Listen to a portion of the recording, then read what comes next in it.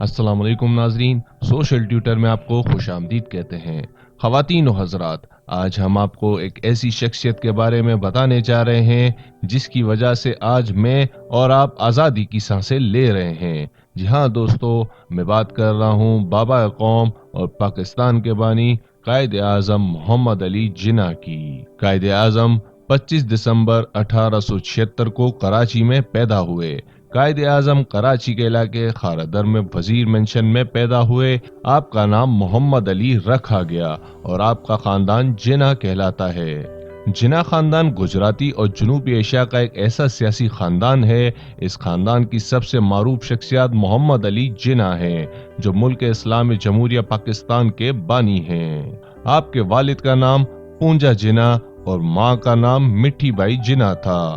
آپ کی 3 بہن اور بھائی تھے: فاطمہ جناح، مریم بائی جناح، شیری جناح، احمد علی جناح، بندے علی جناح، رحمت علی جناح۔ آپ نے 2 شادیاں کی، 1892 میں امی بائی جناح سے اور دوسری شادی 1918 میں رتن بائی جناح سے کی۔ قائد اعظم کی صرف ایک ہی بیٹی تھی، دینا واڈیا۔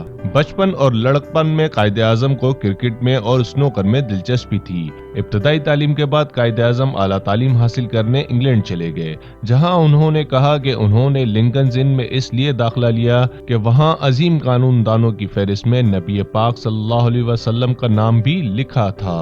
قائد اعظم قانون دان بننے کے بعد پاکستان لوٹ آئے اور کراچی کے بجائے بمبئی کو مسکن بنایا اور وہاں پر قانون کی پریکٹس شروع کی۔ شروع میں جو ان کی باتیں سنتا وہ ان کا مذاق اڑاتا، اس لیے نہیں کہ اس زمانے میں بھی دانشور ہوتے تھے، بلکہ ان کے بلند عزائم کی وجہ سے۔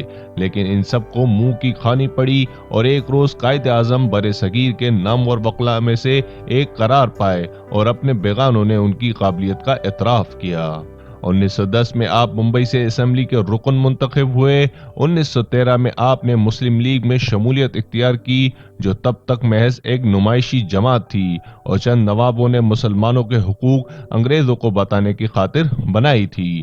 1920 میں آپ نے کانگریس سے استعفیٰ دے دیا کیونکہ آپ کو گاندھی سے اختلافات پیدا ہو گئے تھے۔ 1929 میں قائد اعظم نے اپنے مشہور زمانے 14 نکات پیش کیے، جن کو تاریخ دان پاکستان کی طرف پہلا قدم کہتے ہیں، جبکہ طالب علم فیل ہونے کی طرف پہلا قدم کہتے ہیں۔ یہ بھی ان کی خوش قسمتی رہی کہ یہ نکات 1929 میں پیش کیے۔ اب پیش کرتے تو اور نہیں تو کم از کم غداری کا الزام ضرور لگ جانا تھا ان پر کہ اس میں صوبے توڑنے کی بات کی گئی تھی، سندھ کو بمبئی سے علیحدہ کرنا۔ اب تو لوگ کہتے ہیں ملک بھلے ٹوٹ جائے صوبہ نہیں توڑیں گے۔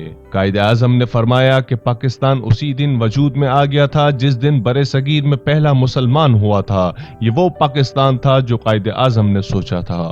قائد اعظم نے خود فرمایا کہ پاکستان اللہ کی مدد سے میں نے اور میری قوم نے بنایا۔ پاکستان بننے کے بعد وقت کم تھا، مقابلہ سخت تھا اور مسلمان مال غنیمت لوٹنے پر لگا تھا۔ ابھی انگریز اور ہندو کے دیے زخم تازہ تھے کہ اللہ کو ہمارا ایک اور امتحان لینا مقصود ہوا، اور 11 ستمبر 1948 کو قائد اعظم خالق حقیقی سے جا ملے۔ قائد اعظم کے بعد اس قوم کو احساس ہوا کہ وہ کتنے اہم شخصیت تھے۔ پہلے قائد اعظم کو ہر 11 ستمبر اور 25 دسمبر کو یاد کرتے تھے، تاہم امریکہ کے حملوں کے بعد ہمارے لیے وہ بڑا واقعہ ہے۔ حامیوں اور مخالفوں دونوں کے لیے 11 ستمبر اور 25 دسمبر ہم دیسی انگریزوں کے لیے کرسمس اہم ہے۔ اس لیے اب بہت سے لوگوں نے ویکینڈ پر قائد اعظم کے مزار پر جانا شروع کر دیا ہے، جہاں جس کے پاس آپ کی تصویر والا نوٹ ہے وہ اچھا وقت گزار سکتا ہے۔ ملک بنانے والے ٹائم بھی اچھا بنانے کا باعث بن رہے ہیں۔ اللہ پاک قائد اعظم کی مغفرت فرمائے اور آپ کے درجات کو بلند فرمائے، آمین ثم آمین۔